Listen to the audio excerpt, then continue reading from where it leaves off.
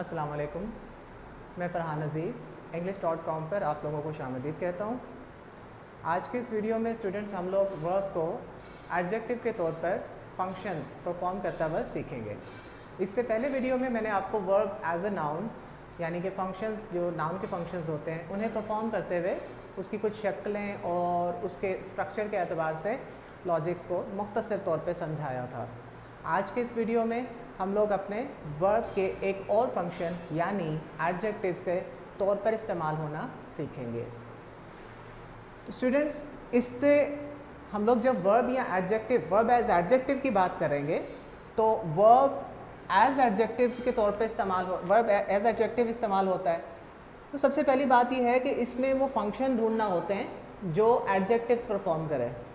यानी देखिए ना, वर्ब जो होता है उसका तो अपना फंक्शन है, वो एक्शन दे सकता है, वो स्टेट दे सकता है, वो लिंक दे सकता है, वो कॉपुलर कर सकता है। लेकिन यहाँ पर क्या है, हम लोगों को बात करना है कि ये एडजेक्टिव्स के तौर पर कब फंक्शन परफॉर्म कर रहा है। सो हम यहाँ पर ये देख रहे हैं कि एडजेक्टिव्स डिस्क्राइब नाउन, ये क्वालिटी है, ये एक फंक्शन है एडजेक्टिव का कि एडजेक्टिव्स नाउन को डिस्क्राइब करते हैं। और दूसरा फंक्शन ये होता है कि एडजेक्टिव्स जो है वो समटाइम्स प्रोनाउन को भी डिस्क्राइब कर लेते हैं। वो कैसे? बिकॉज प्रोनाउन भी तो एक्चुअली नाउन की जगह ही इस्तेमाल हो रहे होते हैं, तो हम लोग उस पर्सन को क्वालिटी देना चाहते हैं, तो उसके लिए अगर आप प्रोनाउन इस्तेमाल कर लें तो कोई उसमें कबाहत नहीं होती है। लाइक एग्जाम्पल्स मैं आपके सामने रखता हूँ। I like the red hat. आप इस एग्जाम्पल में चेक कीजिए, हमारे पास जो ये रेड है ये मॉडिफाई कर रहा है, ये डिस्क्राइब कर रहा है हैट को। Hat may be black, may be green, may be red, लेकिन यहाँ पर मैं किस वाले को पसंद कर रहा हूँ? That is an quality. ठीक है, क्वालिटी क्या है कि ये हैट जो है उसका कलर रेड होगा, राइट?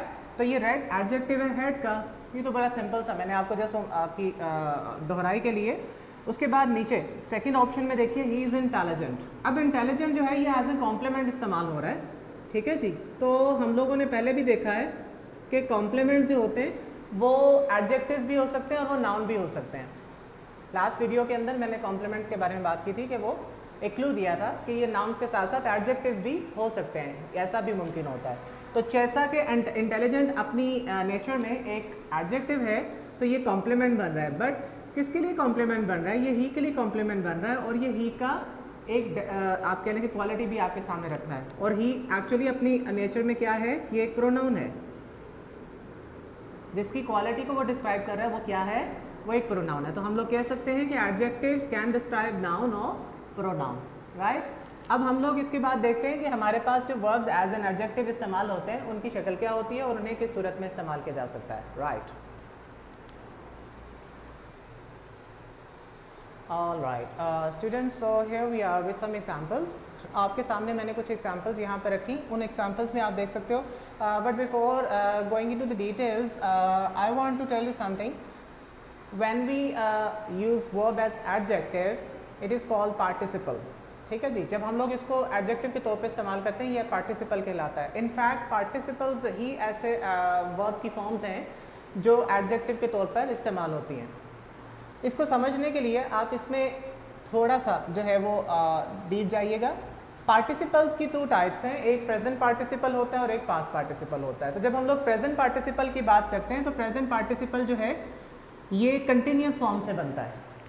यानी फर्स्ट फॉर्म के साथ जो हम लोग आईएनजी लगाते हैं इसको हम लोग कंटिन्यूस फॉर्म या प्रोग्रेसिव फॉर्म भी बोलते हैं, और समटाइम्स हम लोग इसको फोर्थ फॉर्म भी कहते हैं। तो ये कंटिन्यूस फॉर्म होती है, ठीक है। और पास्ट पार्टिसिपल की जब हम बात करते हैं तो ये थर्ड फॉर्म होती है। पास्ट पार्टिसिपल कौन सी फॉर्म है? ये थर्ड फॉर्म ऑफ वर्ब जिसको हम लोग बोलते हैं वो पास्ट पार्टिसिपल कहलाती है।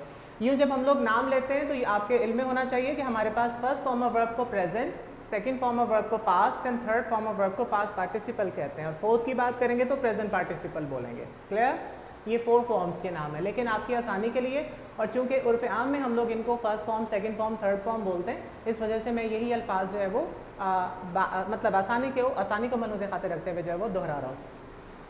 अच्छा, हमारे पास जो है पहले जो प्रेजेंट पार्टिसिपल है, प्रेजेंट पार्टिसिपल के ऊपर आपको जब समझना है तो इसको समझते हुए आपको एक बात जहन में रखना होती है कि ये जो है ये रिजेंबल करता है जेरेंड से।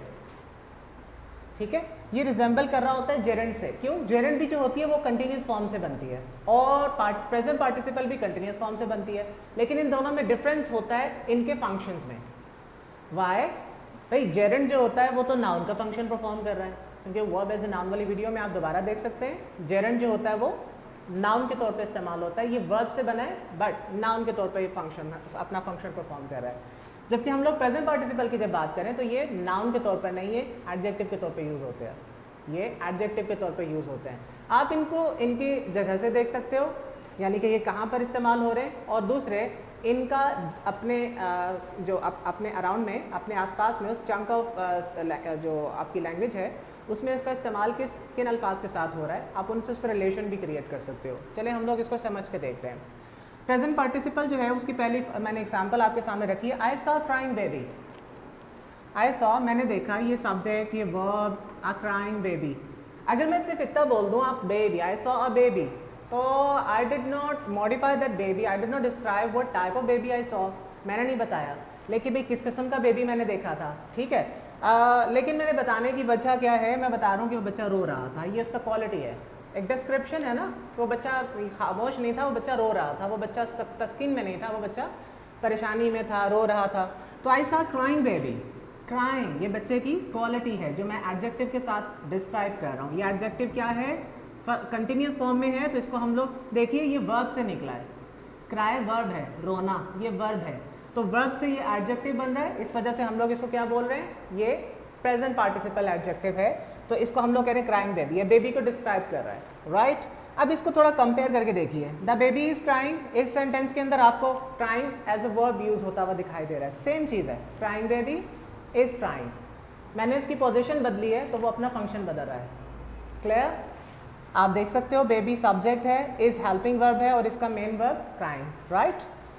नेक्स्ट सेंटेंस में देखिए comparison, crying is a common factor among all the children, crying is a common factor among all the children, सारे बच्चों में आम बात है रोते हैं, तो क्राइंग सब्जेक्ट है, क्राइंग नाउन के तौर पे यूज हो रहा है। आपको मैंने पिछले वीडियो में भी बताया था कि नाउन के फंक्शंस को परफॉर्म करे तो आपका verb as a noun use हो रहा है, और आज की वीडियो में हम देख रहे हैं कि एज एन एडजेक्टिव का फंक्शन परफॉर्म करे तो वर्ब एडजेक्टिव में ढलता है, लेकिन हम लोग क्राइंग की सूरत में इसको देख रहे हैं, तो अगेन ये हमें जेरेंड की सूरत में, ये जेरेंड है, ये क्या है यहाँ पर, ये जेरेंड है, और जब ये आपने इसको प्रेजेंट पार्टिसिपल के तौर पे यूज़ किया तो देख लीजिए, दोनों को कंपेयर करके देख लीजिए, दोनों के फंक्शंस डिफरेंट हैं, फॉर्म सेम है, दोनों की स्ट्रक्चर सेम है, लेकिन इनके फंक्शंस डिफरेंट होते हैं।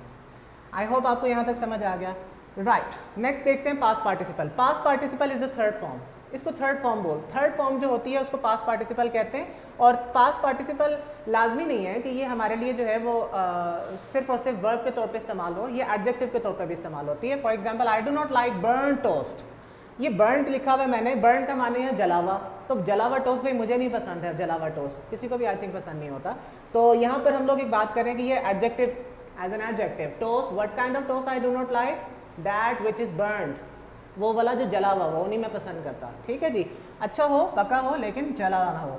अब इसको मैं आपके सामने अगर एज अ वर्ब यूज करता हूँ, आप कंपेयर करके देख लीजिए इसको, he burned that toast by overheating, आप देख लीजिए कि यहाँ पर मैंने इसको वर्ब के हैसियत से इस्तेमाल किया है, ही बर्न्ड, सब्जेक्ट है आपका ही और उसका वर्ब क्या है, बर्न्ड, उसने जलाया, ज़्यादा हीट देने से वो टोस्ट को जला दिया उसने, तो यहाँ पर आप देख रहे हैं कि ये वर्ब के तौर पे यूज़ हो रहा है, ये कोई मॉडिफाई नहीं कर रहा, ये एक्शन दे रहा है, ही का एक्शन क्या है, उसने जलाया था, तो he burned that toast by overheating, ज़्यादा हीट देने से वो टोस्ट जो था वो जल गया।